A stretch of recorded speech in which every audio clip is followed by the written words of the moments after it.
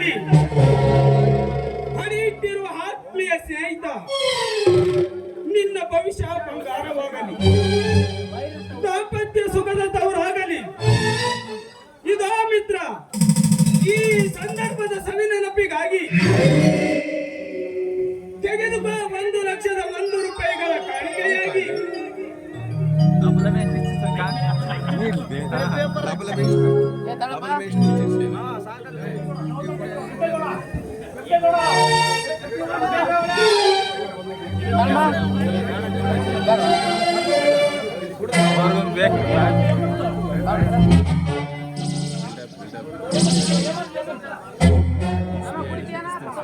ತಮ್ಮ ಪರಿಚಯವಾಗಲಿಲ್ಲ ವಸಂತ ಒಳಗಡೆ ಊಟದ ವ್ಯವಸ್ಥೆ ಮಾಡಿತು. ಸರಿ ಅಪ್ಪಾಜಿ.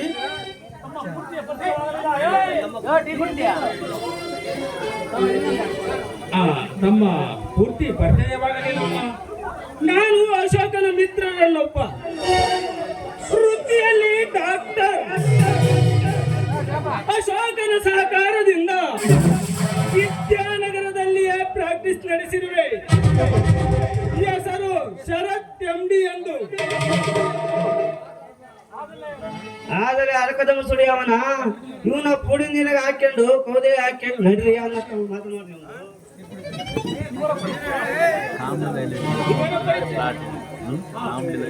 ಕೆಂಪೇಗೌಡರು ಇವರ ಹೆಸರು.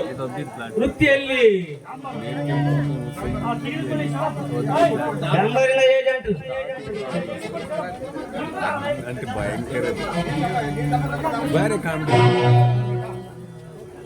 ತೆಗೆದುಕೊಳ್ಳಿ ಶರತ್.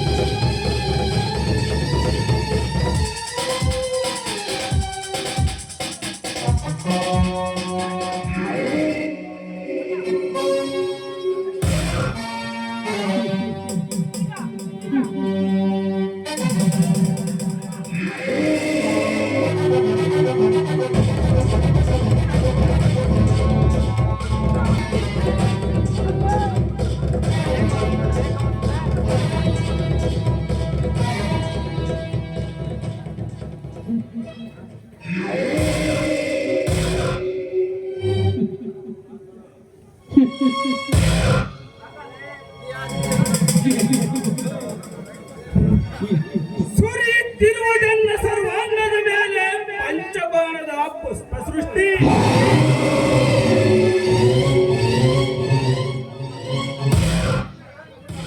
ತನಗೋಗುತ್ತಿದೆ ಕಂಡು ಸರಿಸಿ ಜೋದ್ಭವನ ಸುಂದರ ಸೃಷ್ಟಿ.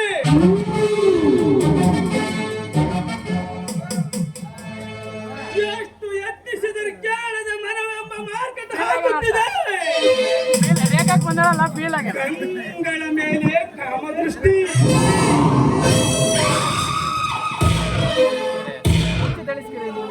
ಎಂತ ಧವಳ ಸೌಂದರ್ಯ! ಒಮ್ಮೆ ನೋಡಿದರೆ ಮತ್ತೊಮ್ಮೆ ನೋಡಲು ಅನ್ನುತ್ತದೆ.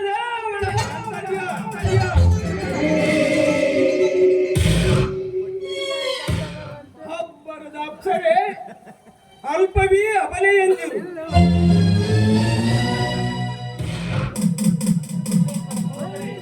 ಅಶೋಕನ ಸೋದರಿ ಪತಿ ತೀರಿದರು ಕಂಡವರು ಕೈ ಹಿಡಿದು ತಿರುಗುವ. ಆದರೆ ಅಶೋಕನಂತೂ ಒಡನಾಡಿ ತಿಳಿಯದೆ ತಿರುಗುವ ಹೇಳಿ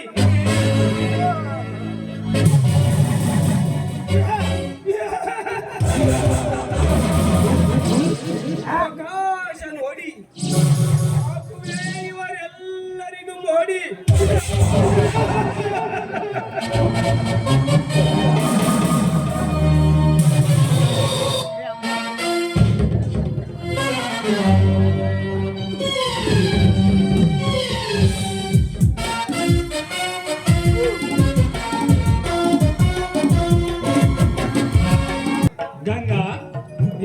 ಬರ್ತೀರಿ ಅಮ್ಮ.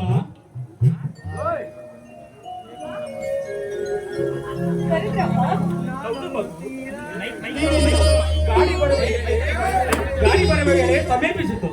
ನೀನು ಎಲ್ಲ ತೆಗೆದುಕೊಳ್ಳಮ್ಮ. ವಸಂತಿಲ್ಲವೇ? ಅವರು ಮತ್ತೆ ಅಣ್ಣ ಕೂಡ ಇನ್ನೇನು ಇಷ್ಟರಲ್ಲಿ ಬಂದ್ರು ಬರಬಹುದು ಅಂತ ಅನ್ಸುತ್ತೆ. ಗಂಗಾ, ದುತ್ತಿಯಾದ ಈ ದರಿದ್ರ ತಂದೆ ಮನೆಯಲ್ಲಿ ಹುಟ್ಟಿ ದುಡಿದು ದಣಿದಂತಾಯ್ತು ಅಲ್ವೇನಮ್ಮ? ಅಪ್ಪ, ದಯವಿಟ್ಟು ಈ ರೀತಿ ಅನ್ಯತಾ ಭಾವಿಸ್ಬೇಡಿ. ನಾನೇನು ಹೊರಗೆ ನೋಡಲ್ಲ. ಬೊಟ್ಟಾಗಿದ್ದ ನನ್ನನ್ನು ಬೆಟ್ಟವನ್ನಾಗಿ ಮಾಡಿದೆ. ಆದ್ರೆ ಇಂಥ ಸಮಯದಲ್ಲಿ ನಿಮ್ಮನ್ನೆಲ್ಲ ಒಂಟಿ ಮಾಡಿ ಬಿಟ್ಟು ಹೋಗ್ತಾ ಇರುವ ನಾನು ಕೂಡ ಕಟುಕಿ ಅಪ್ಪ, ಕಟುಕಿ. ಹಾಗಂದರೆ ಹೇಗಮ್ಮ? ನಿನ್ನ ಮುಂದಿನ ಭಾರ ಬಾಂಧನದಲ್ಲಿ ಭಾಗ್ಯ ಭಾಸ್ಕರನು ಭವ್ಯ ಕಿರಣಗಳಿಂದ ನಿನ್ನ ಬಾಳು ಬೆಳಗಬೇಕಮ್ಮ, ಬೆಳಗಬೇಕು. ಅಂದಿನಿಂದ ಇಂದಿನವರೆಗೂ ನೀವು ನನ್ನನ್ನು ಚೆನ್ನಾಗಿ ನೋಡಿಕೊಂಡಿದ್ದೀರಿ. ಇನ್ನು ಮುಂದೆ ನನ್ನ ಬಗ್ಗೆ ಇದೇ ರೀತಿ ಚಿಂತೆ ಮಾಡಿ ಊಟ ನಿದ್ರೆ ಬರಿವೇ ಇಲ್ಲದೆ ನೀವು ಇದೇ ರೀತಿ ಆದ್ರೆ ಬೆಂಡಾದ ಏನಿವತ್ತೆ ಆ ಕಾಲು ಉದ್ಯಮವನ್ನ ತಂದುಕೊಳ್ಳಬೇಕಾಗುತ್ತೆ. ನಾನೇನು ನಿಮಗೆ ಹೆಚ್ಚಿಗೆ ಹೇಳುತ್ತೇನೆ. ನಾನು ನಿಮಗಿಂತ ತೀರ ಚಿಕ್ಕವಳಪ್ಪ. ಜ್ಯೋತಿ ಮುಟ್ಟಿದ ಬತ್ತಿಯು ಜ್ಯೋತಿಯಾಗಿ ಬೆಳಕು ನೀಡುವಂತೆ ನಿನ್ನ ಹೆತ್ತ ತಾಯಿಯ ಮುತ್ತಿನ ಸತ್ಕಣಗಳು ನಿನ್ನಲ್ಲೇ ಹೊಡಗುಡಿ. ನಿಜ, ಈ ನಿಮ್ಮ ಮಾತು ನನಗೊಂದು ಅಮೃತ ಬಿದ್ದು. ಏನೇ ಕೂಡ ನಾನು ನಿಮ್ಮ ಕೈಗೂಸಲಿದೆ. ಹೌದಮ್ಮ, ನೀ ಇಲ್ಲಿಯವರೆಗೂ ಈ ನನ್ನ ಕರಡಿನ ಕೂಸಾಗಿದ್ದೆ. ಆದರೆ ಈಗ ನೀನು ಹೊರಡು ನಿಂತಿರುವೆ ಗೃಹಿಣಿಯಾಗಿ ಗಂಡನ ಮನೆ ಸೇರಲು. ಅದ್ರ ಬಗ್ಗೆ ನೀನು ಯಾವುದೇ ರೀತಿ ಚಿಂತೆ ಮಾಡಬೇಡಪ್ಪ. ಅಗಣಿತ ಐಶ್ವರ್ಯವಿದ್ರೂ ಕೂಡ ಅಹಂಕಾರವು ತಿಲ ಮಾತ್ರವೂ ಇಲ್ಲ. ನನ್ನ ಗಂಡನಿಂದ ನನಗಾವ ತೊಂದರೆ ಆಗುವುದಿಲ್ಲ ನನ್ನ ನಂಬಿಕೆ ಖಂಡಿತವಾಗಿ ನನಗಿದೆಯಾ. ಮಗು, ದಟ್ಟೆಸಿಗೆ ಬೆರಗು ತರುವುದು ಮಣಿ ಮಾತಿಗಳಲ್ಲ, ಸದ್ಗುಣಗಳು. ಹುಟ್ಟಿ ಬೆಳೆದು ಬಿಟ್ಟು ಹೋಗುವ ನಿನಗಿನ್ನು ಅವರೇ ತಂದೆ ತಾಯಿಗಳು.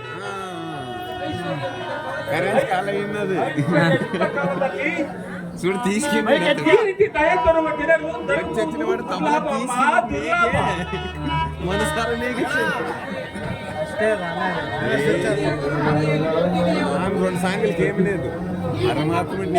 ಈ ನಿನ್ನ ಪತಿ ದೇವರ ಮನೆಯಲ್ಲಿ ಸಿರಿ ಸಂಪತ್ತು ಸ್ಥಿರವಾಗಿ ಉಳಿಯಲಮ್ಮ, ಸ್ಥಿರವಾಗಿ ಉಳಿಯಲಿ.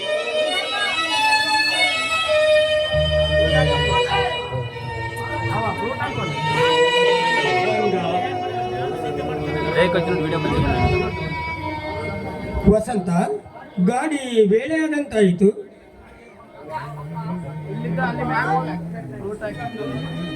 ಗಂಗಾ, ಹೆಣ್ಣಾಗಿ ಹುಟ್ಟಿದ ನೀನು ಗಂಡನ ಮನೆ ತಂದೆ ಮನೆ ತ್ಯಾಜ್ಯ ಮಾಡಿ ಪತಿಗೃಹಕ್ಕೆ ಹೋಗುತ್ತಿರಿಯಮ್ಮ.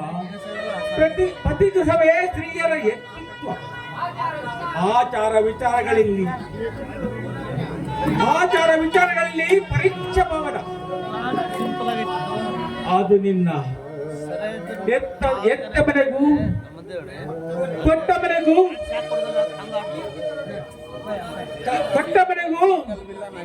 ಕೀರ್ತಿ ತರುವುದು ಆದ್ಯ ಕರ್ತವ್ಯವಮ್ಮ, ಆದ್ಯ ಕರ್ತವ್ಯ.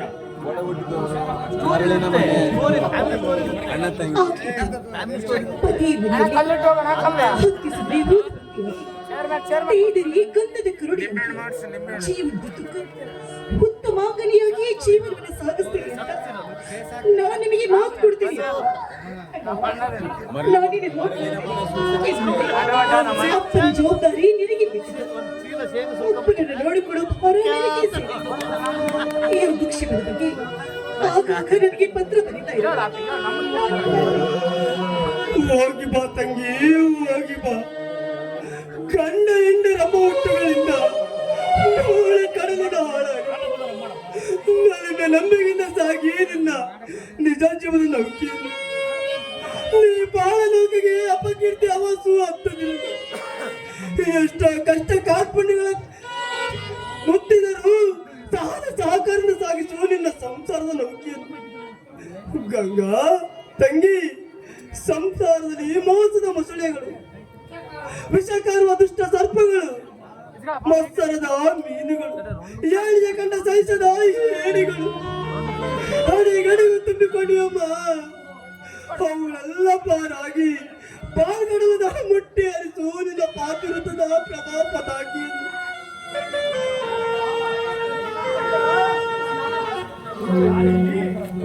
ತಂಗಿ ನಡಿಯಮ್ಮ. ಸೌಭಾಗ್ಯ ಸೂಚಕವಾದ ನಿನ್ನ ಮಾಂಗಲ್ಯಕ್ಕೆ ಬಹಳಷ್ಟು ಪಂಚ ಪತಿರದ್ರ ಆಶೀರ್ವಾದ ನಿನಗೆ ರಕ್ಷಾ ಕವಚವಾಗಿತ್ತಮ್ಮ, ರಕ್ಷಾ ಕವಚವಾಗಿದೆ. ಅಲ್ಲಿರೋ ಕಟ್ಟಿಗೆಯನ್ನು ಒಯ್ದಿನಪ್ಪ.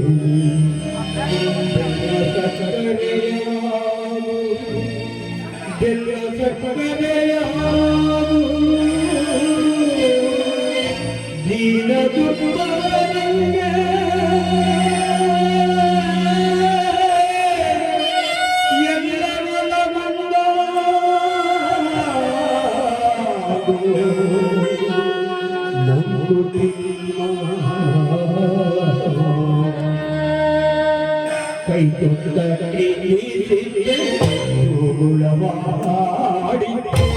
ಕೈ ತುತ್ತವಾಡಿ